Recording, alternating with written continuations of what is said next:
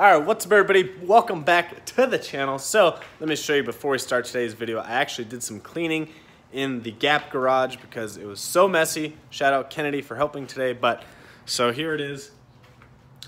So we cleaned it up, kind of organized everything. I got a little mess going on here because I'm about to work on the Hellcat. But these are some Demon tires, and these are the 15s. So once the wheels come in, these will go out of the way. Look at this, we just got filter for Rachel's truck we need to put on, all new brake pads for all the cars here, Kevin's diff brace he still needs to install, some other odds and ends. But just wanted to show you guys, cleaned up the Gap garage today and swept everything, trying to clean everything up. It was a mess, especially from me working on my car, and with it almost being done, I felt like I should kind of clean everything up. But anyways, let's get into today's video. Okay, so as you guys know, I bought the Billet Technology oil catch can. So here it is, really nice piece. I've shown you this before.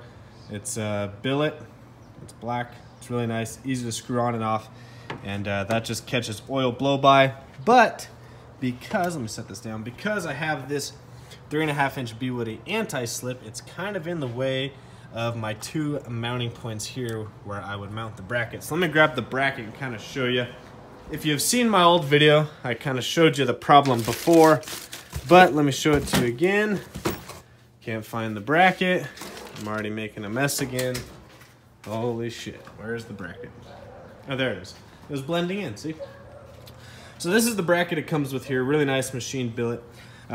Usually it goes here, but with the bolt being as short as it is down there because it's used by the anti-slip, it doesn't really fit. Now, I could machine out this bracket or get a new bracket, but I decided I'm just going to mount the catch can elsewhere because this area will kind of seem busy, especially with the big anti-slip there. So I figured I'll just mount it up and out of the way. So here's my tip. When you have other vehicles or other parts and you have brackets you may think you'd be able to use, just keep them. So I try and hold on. This is from a CB antenna, actually. This is a CB antenna bracket for a Jeep kit. This is a billet. No, it's not billet, but it's a radiator bracket, I think, for my Evo. I'm not sure what the hell this is.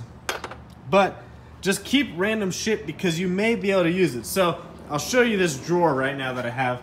I have a box of stuff somewhere else, but this drawer just literally, it's kind of a mess, but it's got random stuff from other vehicles, connectors, clips. I even have the lower C gussets still for my Jeep. If you have a Jeep and need the lower gussets for the front, email me, I'll send those to you because those I can never use. But I have like extra 6-amp hose left over, some rubber hosing. Some of it's smaller, some of it's longer. I've got like extra wiring harnesses, rubber nipples, because you know I'm into rubber nipples, some T-bar fittings, just random stuff that I've had on other cars, random couplers obviously because I've had a lot of Japanese boosted cars, homemade boost check kit, whatever, can't think of the name of it. Extra wiring, obviously it's not very organized. I've got like random stainless steel hardware, random switches, just stuff that I was going to use on other cars and never ended up using, just because you never know when you might use this stuff. Now, I would definitely be more organized than I am, but it's always good to have these random stuff around because you never know where you may use it. So what I did is I've got two of these brackets. I'm going to mount the catch can over here, actually. I think this space, if I move this wire over just slightly, we'll get to that in a second. Just move it over out of the way just a little bit.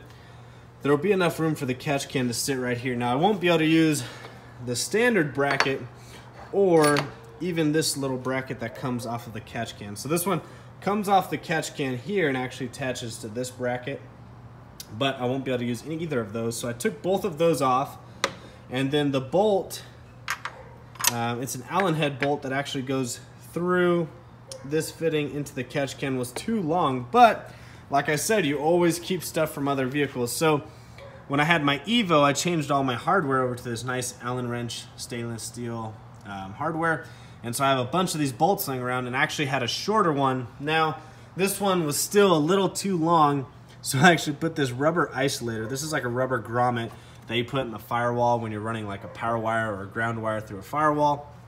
So, and it actually worked out because then it keeps this bracket from scratching up this catch can. So I've got a little rubber isolator on there. I'll replace it with something better later on, but this will work for the time being.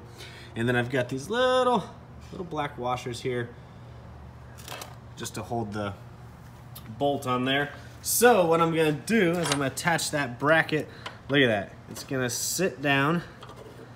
So like I said, I have to move this little power wire over a little bit, but so once I move that power wire over, I'll be able to line this up better. But yeah, the catch can will sit right there. And the only thing I'll have to do is get some longer hose so that I can run them from the catch can. I'll run them up here and then attach there, and then there's one over here. And then we'll be all set because the hose they provide is already pre-cut, assuming you're gonna use the mounting points that they give you. So like I said, this obviously, well, that's not enough, that's not shit. Plus, this gives me the chance to switch that to some nice, like AN style hose. So some braided nylon, typically the hose you see with AN fittings. So I'll be able to switch the hose over so it looks nice and clean. And I'll either run it in between here or up and over and then kind of down under these and connect it there. So let me mount this up and I'll show you guys just a second. All right, so hopefully you guys enjoyed that short video. Like I said, now I got the Billet Technology Oil catch can in. Like I said, I always recommend those for any car, especially if your car is turbocharged, supercharged. Even if it's a truck, you should always have one because there's definitely more blow-by when you have supercharged and turbocharged cars. And you kind of just want to empty them out at every oil change. Now, the good thing about me putting it here is it's still easily accessible to remove the bottom, and that way I can drain it. So I didn't get to mount it where the mounting brackets are supposed to be, but I made it work for my situation. For the most part, you guys will all be able to just mount it where you'll be able to. If you have an anti-slip, you'll kind of have to make a little bit of modifications, figure out where you want it. There's a company that's supposedly making a bracket to move it over, but that's what I did for mine, and it seems like it worked. So that's that. Check out this cool fridge Texas Dodge gave Kevin. Pretty sweet. It's got a Demon on one side, Hellcat on the other. Pretty cool stuff. Shout out Texas Dodge. So, and I drove the car today just around the street to get some E85 running through it, kind of run the oil, make sure the battery doesn't die on me. So it's always good if your car's sitting for a little bit, just go drive it around or even run it for like 10, 15 minutes. Obviously, get your battery going, get some fluids going in the car. That way it's not just sitting all the time, especially if you have it jacked up at angles and on jack stands, you know, the oil's kind of moving around. So it's always good to run your car. And I wanted to run mine today because I just did the brakes and I need to make sure that the system's working. I've bled the brakes twice now, and this is the first time I've drove it since bleeding the brakes. And the pedal seems a little soft compared to the Brembo. So I'm gonna bleed them one more time, make sure everything looks good. The car braked perfectly, just the pedal seemed a little softer. So I'm gonna bleed them one more time just to make sure everything's good. But that's going to conclude today's video. Hopefully you guys had an awesome weekend. Big things coming up this week. We got some parts coming in for the Hellcat that we're going to get installed. I'm really excited. The wheels come in tomorrow. I cannot wait to see them, and I cannot wait to get them mounted and show you guys. So video on that very soon, and then we can finally get back to testing the car, and if we need to make other adjustments, we'll make them as we go. But we need to get the car running and get to the track so we can make those adjustments. So, hopefully you guys liked today's video. Make sure you always comment, like, subscribe, follow me on Instagram and Snapchat at VanV39, and we'll see you guys on the next one.